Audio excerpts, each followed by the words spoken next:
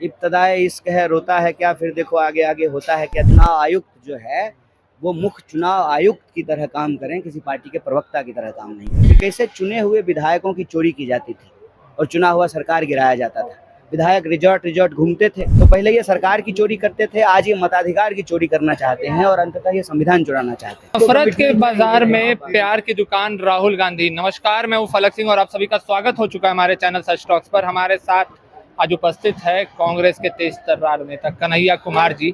प्यार की दुकान, पूरा का पूरा मॉल खुलता हुआ नजर आ रहा है बिहार में।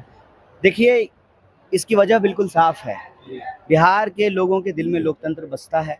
बिहार के लोग लोकतंत्र पसंद लोग हैं और राजनीतिक रूप से इस देश में सबसे ज़्यादा सजग माने जाते हैं। तो इस देश में जो चुनाव के नाम पर हो रहा है, जिस तरीके से चुनाव की चोरी की जा रही है, जिस तरीके से वोट की चोरी की जा रही है, जिस तरीके से चुनाव आयोग निष्पक्ष ना होकर के एक पक्ष का होता हुआ दिख रहा है, स्वाभाविक रूप से बिहार के लोगों में एक गुस्सा है और वो अपना गुस्सा प्रदर्शित करने के लिए और अपनी मांग को लेकर के, ताकि इस देश में लोकतंत्र और मताधिकार को बचाया जा सके, वो सड़कों पर उतर रहे हैं।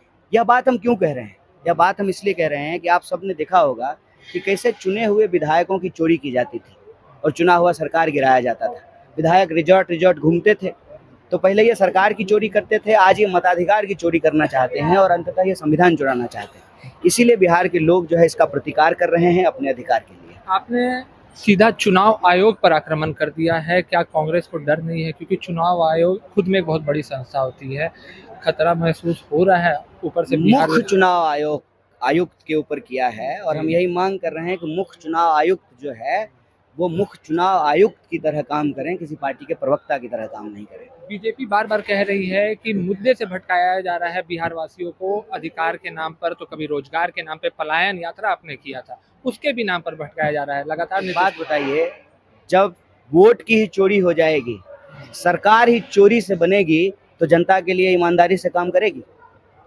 वोट का अधिकार तो सबसे जरूरी अधिकार है। आपके पास अगर वोट का ही अधिकार नहीं है तो आपके पास जीने का अधिकार नहीं है। आपके पास जो है खाने पीने का, नौकरी का, चलने फिरने का, शिक्षा का, किसी चीज़ का अधिकार नहीं है।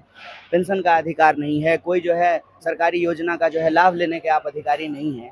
इसीलिए वोट का अधिकार लोकतंत्र की सबसे बुनियादी ज़रूरत है और इसीलिए तमाम मुद्दे जो हैं, चाहे वो माई बहन मान योजना हो, रोजगार का सवाल हो, पलायन का सवाल हो, किसानों को उनके फसल देने का सवाल, ये सब वोट चोरी के मुद्दे से जुड़ा हुआ है। प्रभाव और असर अभी नजर आ रहा है वोट अधिकार पर क्या ये प्रभाव और असर बरकरार रह पाएगा विधानसभा चुनाव तक, या जनता फिर मुड़ जाएगी?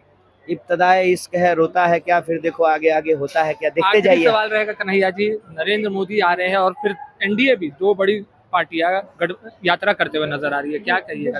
देश में आ रहे हैं?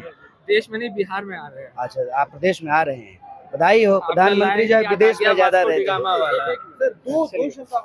तो देखिए, ये थे हमारे साथ कन्हैया कुमार जी, जिन्होंने साफ तौर पर पलायन से लेकर के वोट अधिकार से लेकर के तमाम चीजों को लेकर के और क्या उद्देश्य है उस पर भी अपना पक्ष बखूबी रखा है। और कन्हैया कुमार का बयान हमेशा से तीखा रहा है, अपना अंदाज रहा है और अपने अंदाज में एक बार फिर से नजर आया है। जुड़े रहे हमारे साथ, देखते रहे सच टॉक्स। धन्यवाद।